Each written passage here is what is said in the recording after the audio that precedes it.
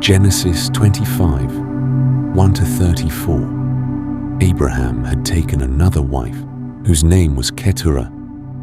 She bore him Zimran, Jokshan, Medan, Midian, Ishbak, and Shua. Jokshan was the father of Sheba and Dedan. The descendants of Dedan were the Asherites, the Letushites, and the Leumites. The sons of Midian were Ephah, Epher, Hanok, Abida, and Eldah. All these were descendants of Keturah.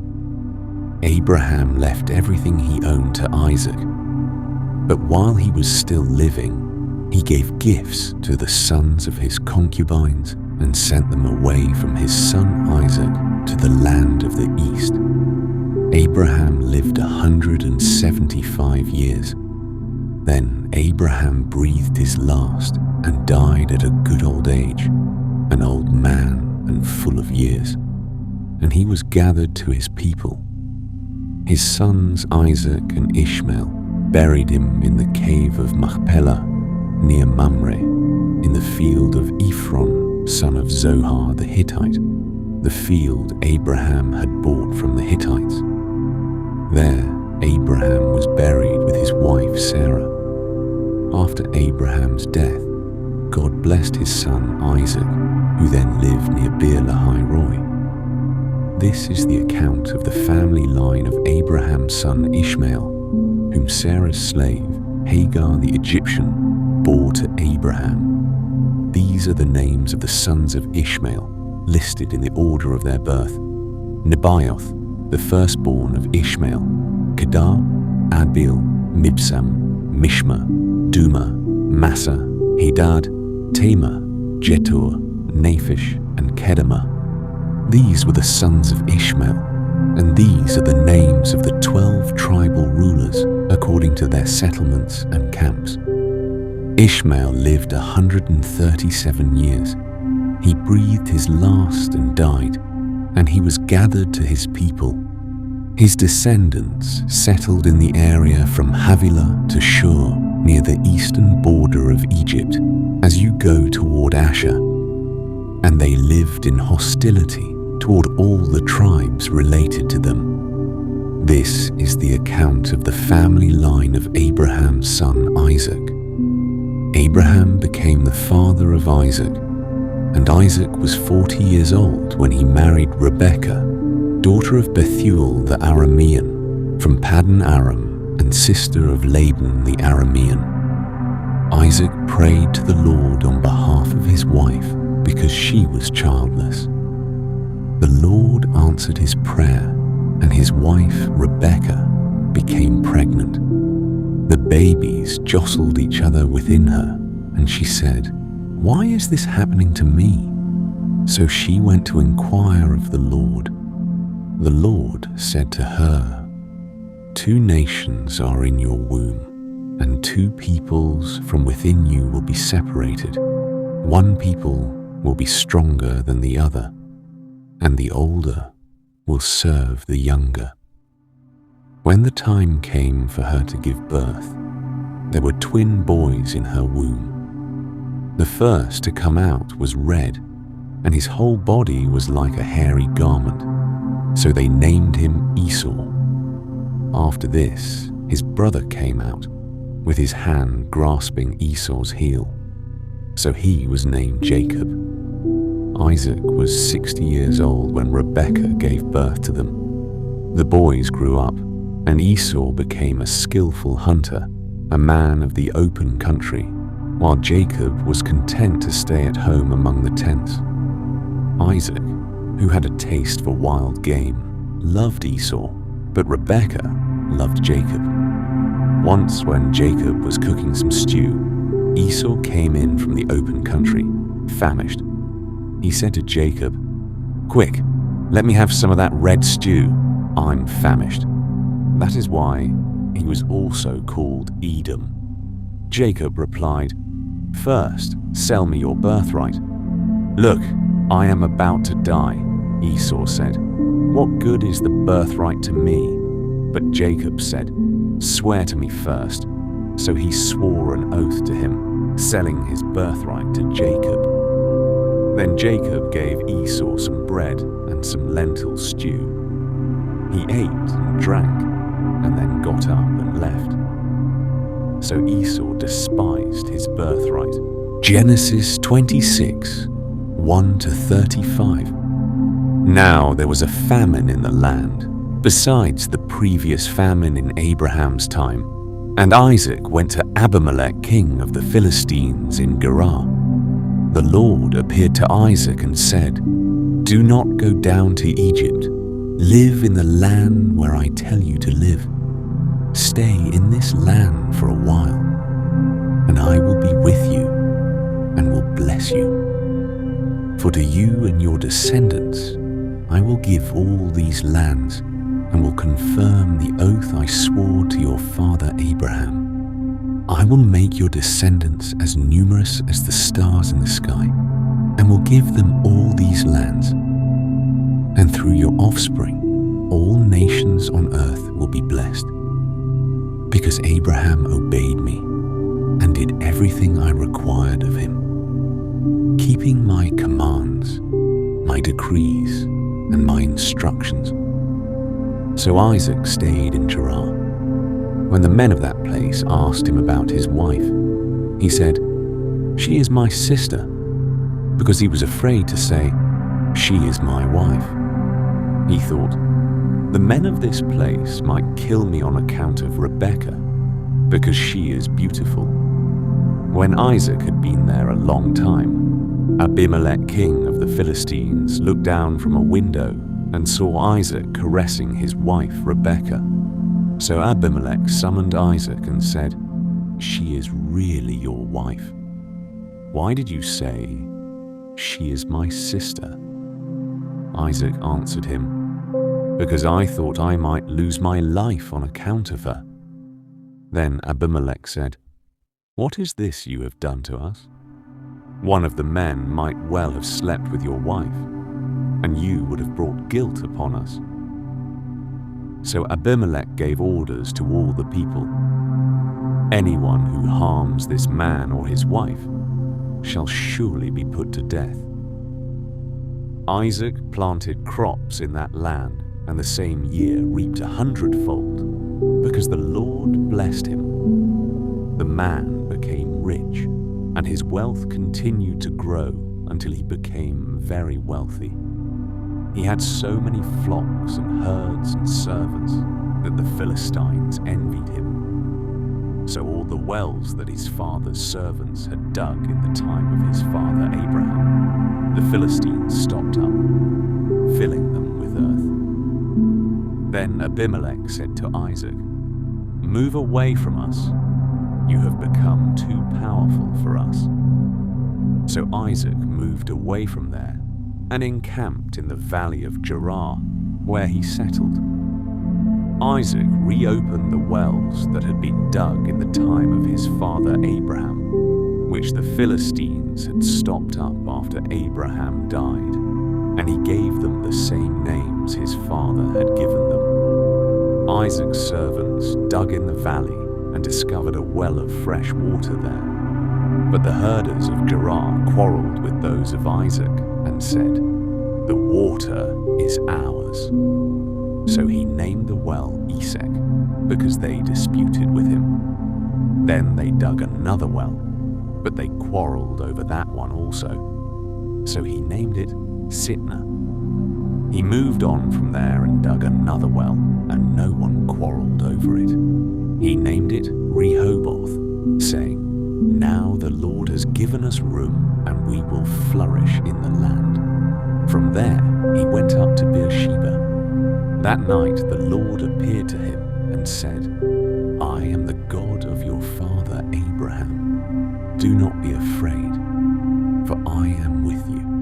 I will bless you and will increase the number of your descendants for the sake of my servant Abraham." Isaac built an altar there and called on the name of the Lord. There he pitched his tent, and there his servants dug a well. Meanwhile, Abimelech had come to him from Gerar with Ahuzzath his personal advisor and Phicol the commander of his forces. Isaac asked them, "Why have you come to me, since you were hostile to me and sent me away?" They answered, "We saw clearly that the Lord was with you.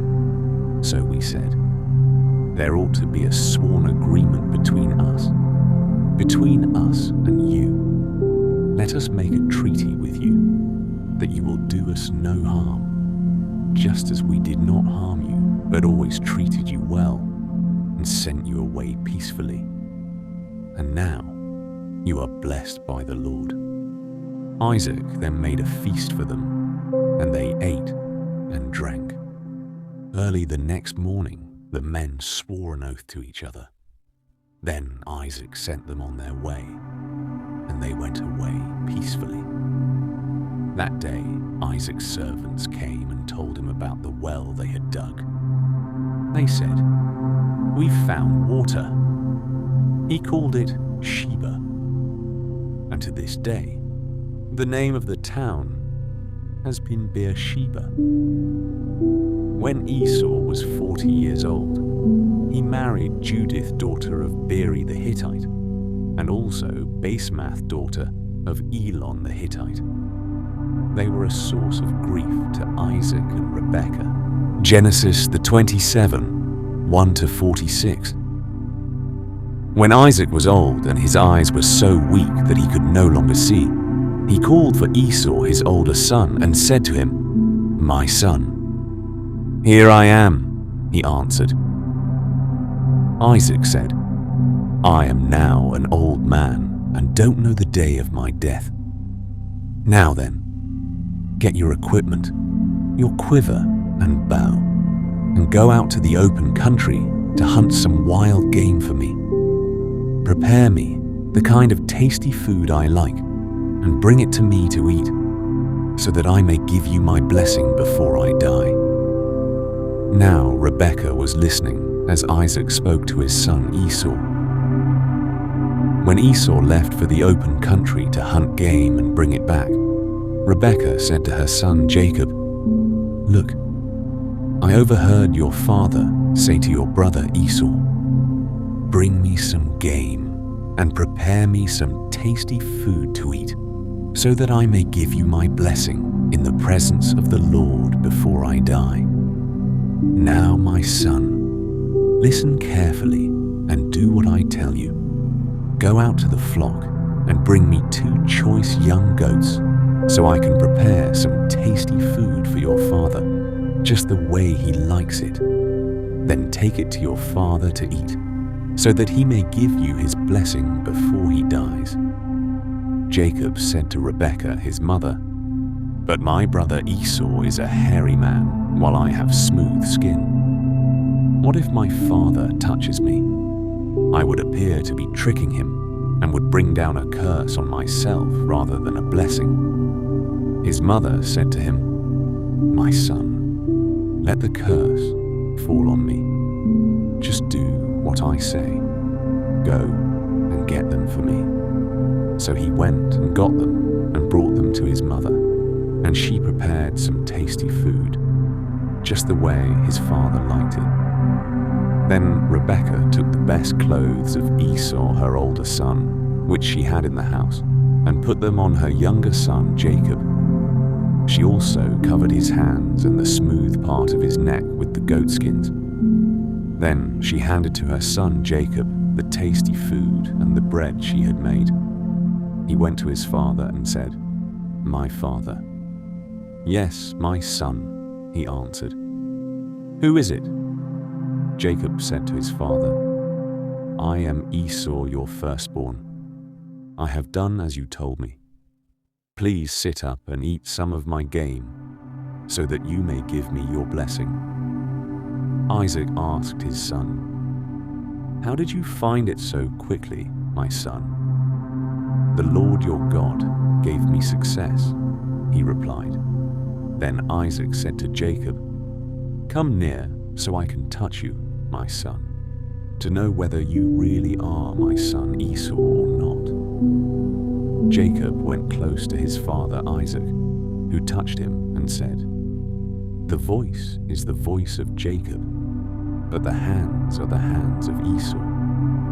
He did not recognize him, for his hands were hairy like those of his brother Esau. So he proceeded to bless him. "Are you really my son Esau?" he asked. "I am," he replied. Then he said, "My son, bring me some of your game to eat, so that I may give you my blessing." Jacob brought it to him, and he ate, and he brought some wine, and he drank.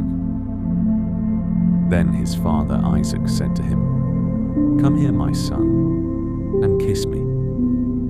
So he went to him and kissed him. When Isaac caught the smell of his clothes, he blessed him and said, "Ah, the smell of my son is like the smell of a field that the Lord has blessed. May God give you heaven's dew and earth's richness, an abundance of grain and new wine. May nations serve you and peoples bow down to you. Be lord over your brothers, and may the sons of your mother bow down to you. May those who curse you be cursed, and those who bless you be blessed." After Isaac finished blessing him, and Jacob had scarcely left his father's presence, his brother Esau came in from hunting. He too prepared some tasty food and brought it to his father. Then he said to him, "My father, please sit up and eat some of my game, so that you may give me your blessing." His father Isaac asked him, "Who are you?" "I am your son," he answered, "your firstborn, Esau." Isaac trembled violently and said, "Who was it then that hunted game and brought it to me? I ate it just before you came, and I blessed him. And indeed, he will be blessed."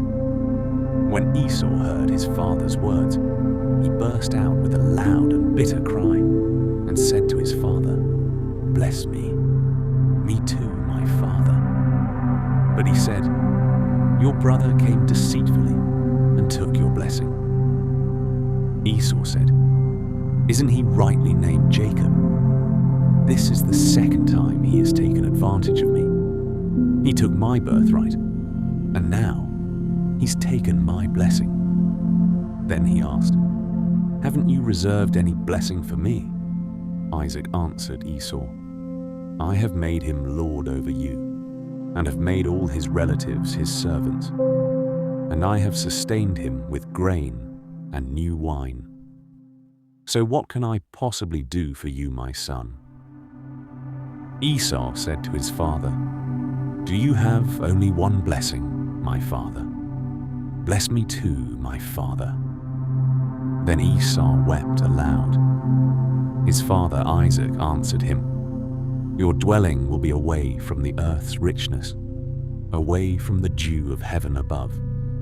You will live by the sword, and you will serve your brother. But when you grow restless, you will throw his yoke from off your neck."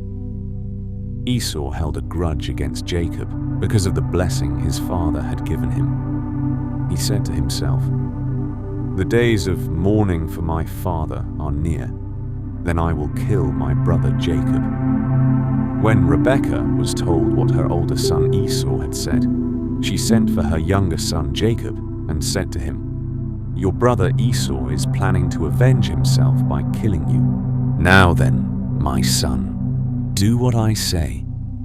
Flee at once to my brother Laban in Haran. Stay with him for a while until your brother's fury subsides. When your brother is no longer angry with you and forgets what you did to him, I'll send word for you to come back from there.